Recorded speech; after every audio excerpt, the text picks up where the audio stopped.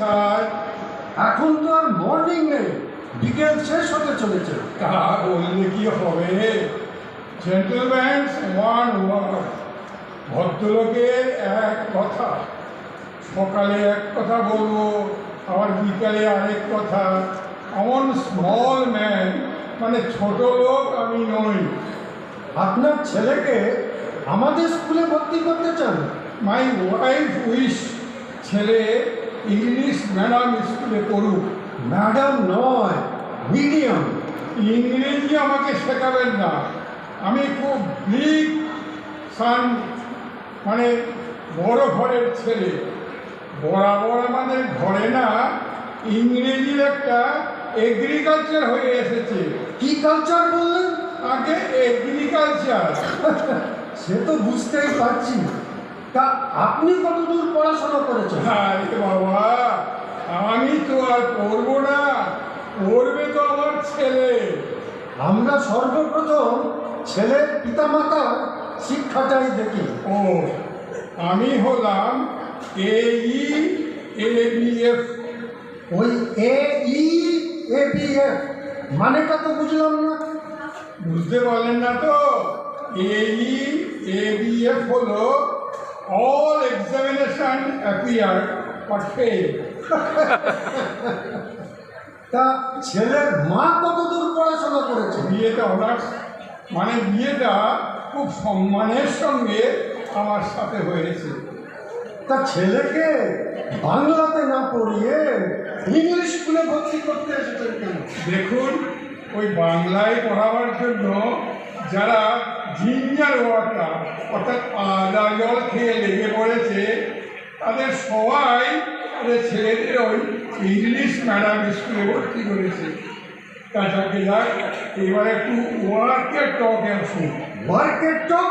কাজের কথা। এই সোজা ইংরেজিতেও জানেন না দেখছি। আপনারা কি করে চিটিং করেন মশাই? চিটিং? আরে মশাই, শিক্ষকতা। চিটিং নয়, টিচিং। ওই হলো। জানেন তো এখানে পড়াতে অনেক টাকা লাগে। জানি বই কি, আমার অনেক টাকা আছে। তিনটে তেলের কল আছে, তাছাড়া কলকাতা শহরে 6টা বিল্ডিং আছে। ব্লিডিং? বিরাট বিরাট বাড়ি মশাই। হ্যাঁ, মাইনে ছাড়াও ধরুন 12 সেট খাতাপত্র, 6 সেট পোশাক, এগুলো কিন্তু চাই। সে ভাবতে হবে না, আমি ভালো করে ডেকোরেশন করে, মানে সাজিয়ে ছেলেকে পাঠাবো। আচ্ছা, আপনি প্রায় এসে আমাদের দারোয়ানকে বিরক্ত করেন কেন? আহা, কি করব বলুন? যখনই আসি আপনার ফিলোসফি পাই না। ফিলসফি? দর্শন, মানে দর্শন পাই না। আচ্ছা, আপনার ঠাকুরদা, বাবা, ওরা কোথায় পড়াশোনা করে? আরে মশাই, সে দেখতে হবে না।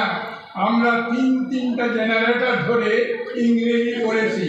জেনারেটর নয়, জেনারেশন। ওই একই হলো। আচ্ছা, আপনি কখনো প্লে করেছেন? নিশ্চয়ই।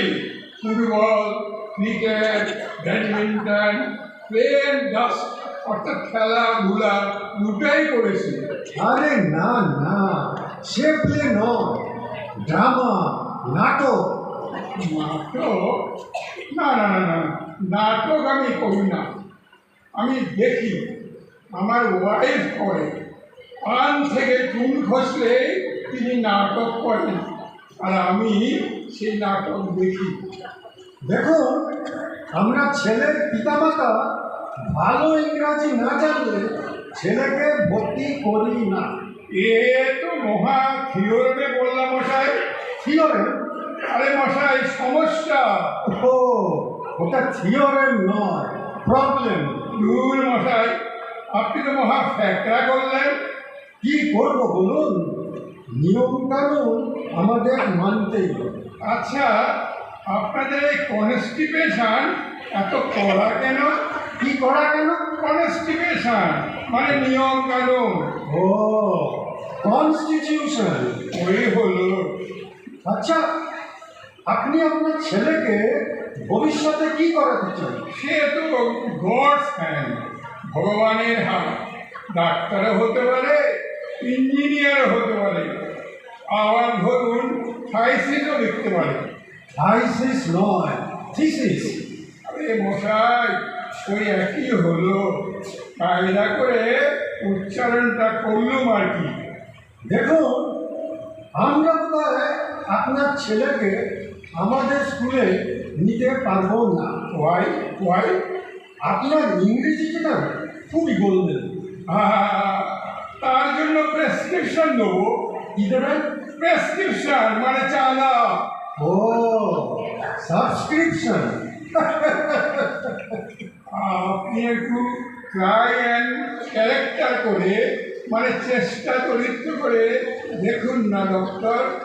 ডক্টর নয়, রেক্টর। ওই একই হলো। আমি অত্যন্ত দুঃখিত, বোধহয় হবে না। ননসেন্স। কি বললেন?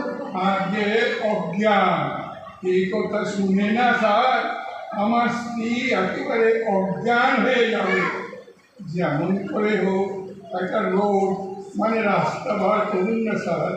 দেখুন, কোনো রাস্তা নেই। দেখুন না স্যার, একটা সরু লেনও বার করতে পারবেন না? ঠিক আছে, এত করে বলছেন যখন, আপনার ছেলেকে নিয়ে আসুন, জিজ্ঞাসাবাদ করে দেখি। যদি ইন্টেলিজেন্ট হয় তখন না হয় দেখা যাবে। ছেলেকে না আনতে একটু দেরি হবে। বেশ, তো 2-4 দিন দেরি না হবে। আনপসিবল মানে অসম্ভব। তার মানে? ছেলে না আমাদের এখনো হয়নি। হ্যাঁ, কবে কবে কবে বিয়ের 27 বছর পর ডাক্তার বলেছে এবার আমাদের প্রথম সন্তান হবে। তবে হ্যাঁ, জুলিয়াস করতে হবে। জুলিয়াস? কিছুই ইংরেজি জানেন না দেখছি। আরে মশাই, জুলিয়াস সিজার। তার মানে সিজারিয়ান? হ্যাঁ, ছেলে বা মেয়ে একটা তো হবে।